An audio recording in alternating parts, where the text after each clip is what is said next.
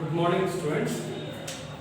So, in today's class, we are continuing with the next topic, that is activity. So, in the last previous class, we have discussed the derivation of the law of radioactive decay, and also we have discussed the mean life, half life. Okay, so this is all what we have discussed in the previous class. Now, activity. Okay, so here activity means the activity of a radioactive substance is defined as is a measure of the disintegration per second. Okay, or the rate of disintegration. The rate of disintegration.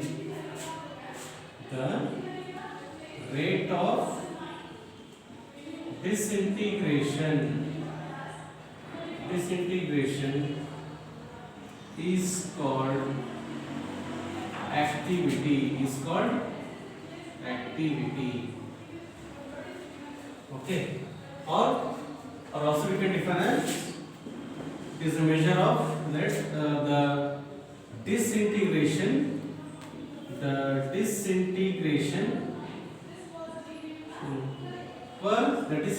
of a nucleus per second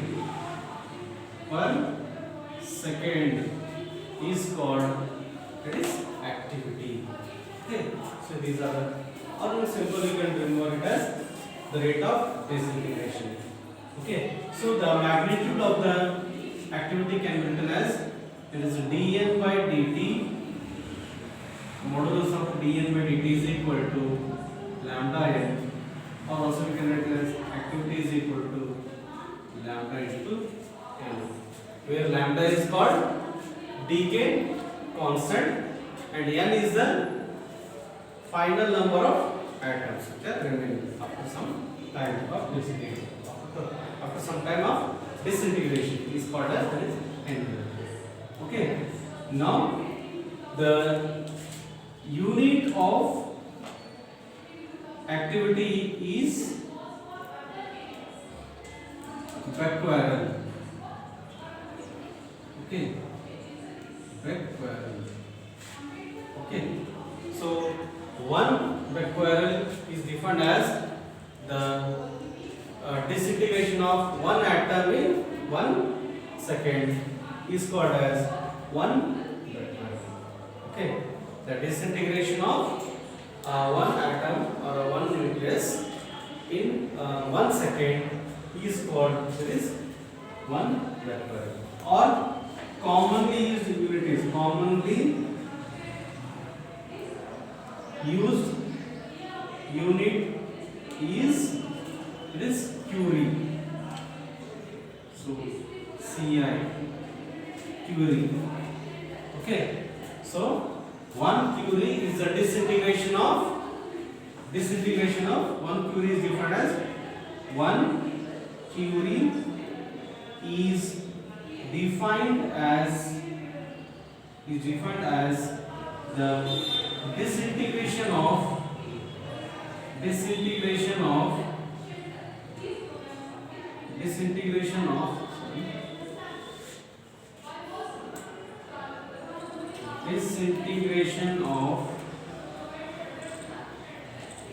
3.7 into 10 to the power of 10 atoms per second is called, that is, 1 Curie. Okay, 1 Curie is defined as the disintegration of 3.7 into 10 to the power of 10 atoms per second is called, it is, atom.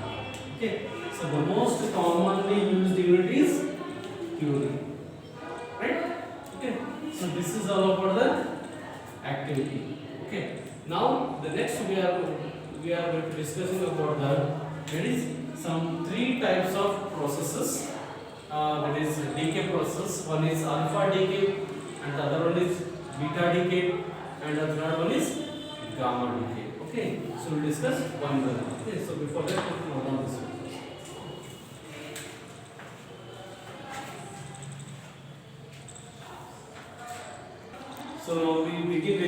the first process, which is called as, that is alpha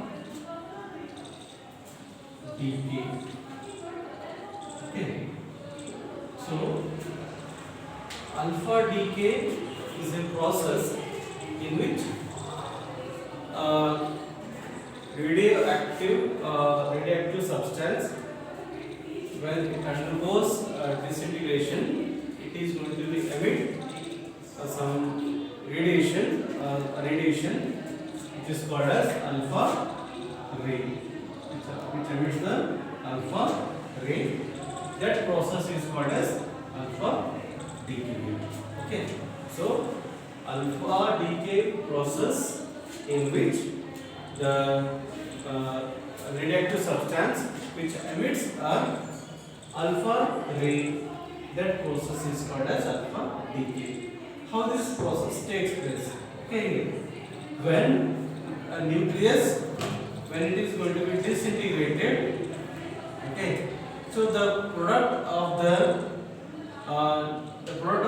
the nucleus, product whose nucleus will be, whose atomic number is decreased by 2 and the mass number is decreased by 4 by emitting alpha radiations, then it is called as alpha decay process. Okay, I have write that general form reaction here. Here X is the radioactive substance.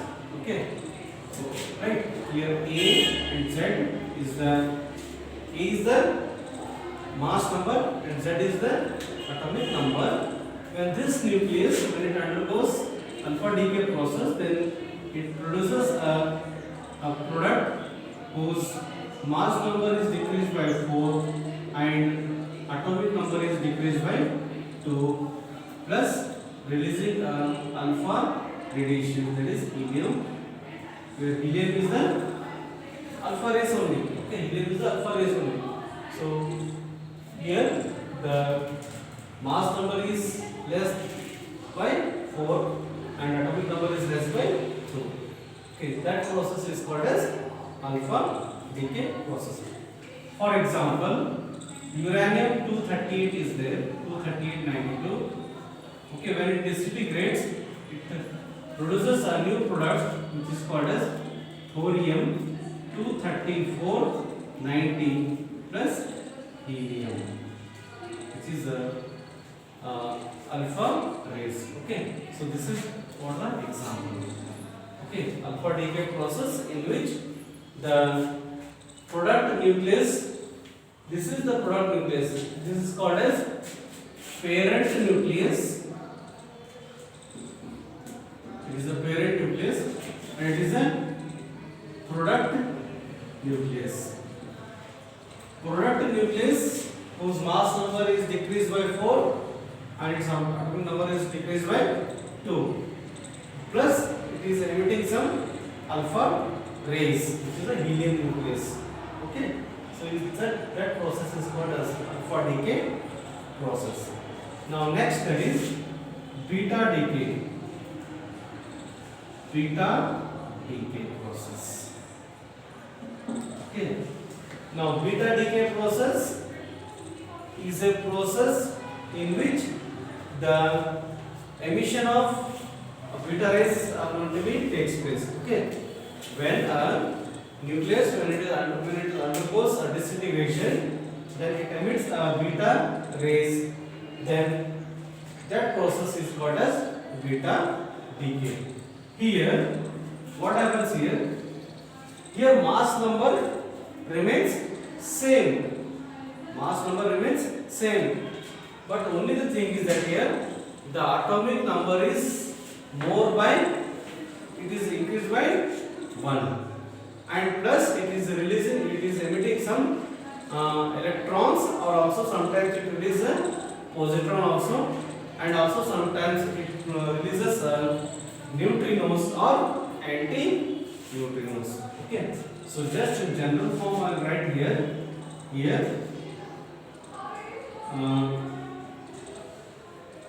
The general form I am writing here. This mass number remains same.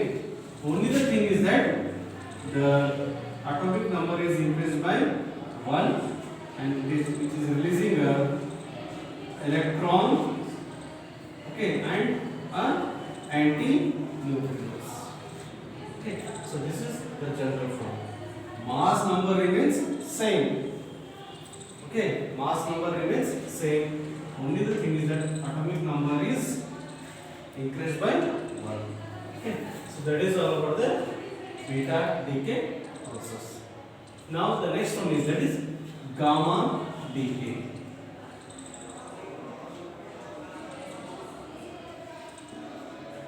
So in gamma decay process, a nucleus will get excited and it jumps from a lower orbit to the higher orbit by emitting some photons.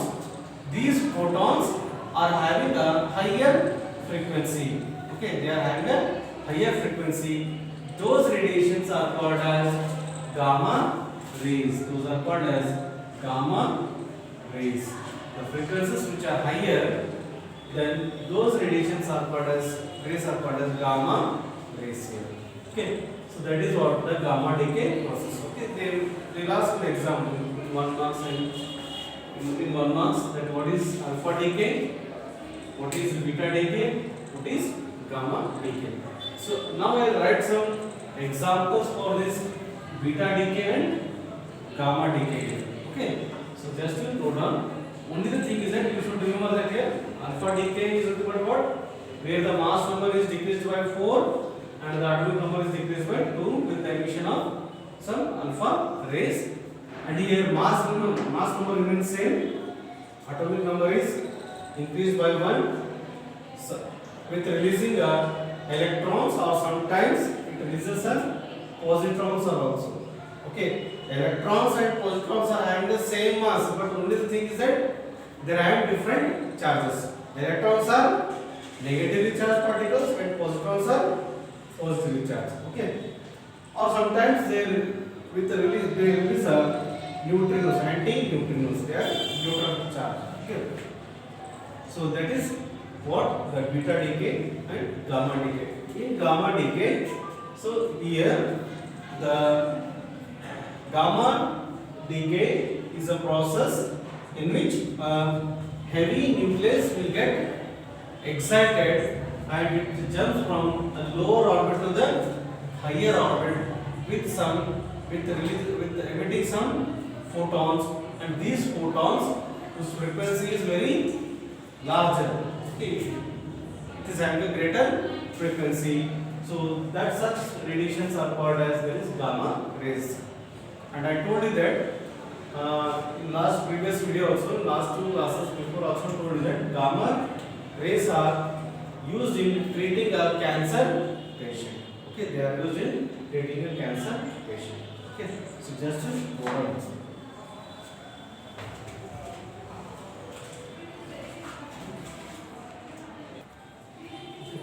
Now next there is Q value of nuclear reaction. Q value of nuclear reaction. So Q value of nuclear reaction is defined as the difference between the masses of the initial energy and the mass of the total energy is called, that is Q value of nuclear reaction. So I am writing here Q is equal to mx minus my minus m into c square, where this is the mass of the parent nucleus and here my is the mass of the daughter nucleus and here m is the mass of the total final energy. Okay, so here that is what the expression is. So Q value of a nuclear reaction is defined as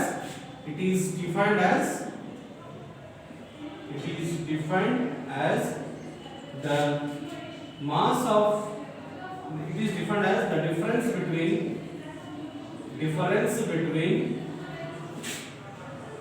difference between the mass of the initial energy and mass of the total energy of a nucleus is called as QLA of nuclear reaction. Okay, so this is all about the alpha decay, beta decay. So in beta decay, one example I am writing here. So here, when the thorium 234 19 in this nucleus, when it spontaneously when it decays, it produces a new product. It is 234 as the mass number remains same, and here as I told you that the atomic number is increased by 1, that is 91 plus with releasing the electrons and anti-neutrinos. Okay, so this is all about the alpha decay process, beta decay process and gamma decay process and Q value of nuclear reaction. Okay, now here this completes a nuclei, and in the next topic, in the next class, we will discuss the numericals. Okay, thank you.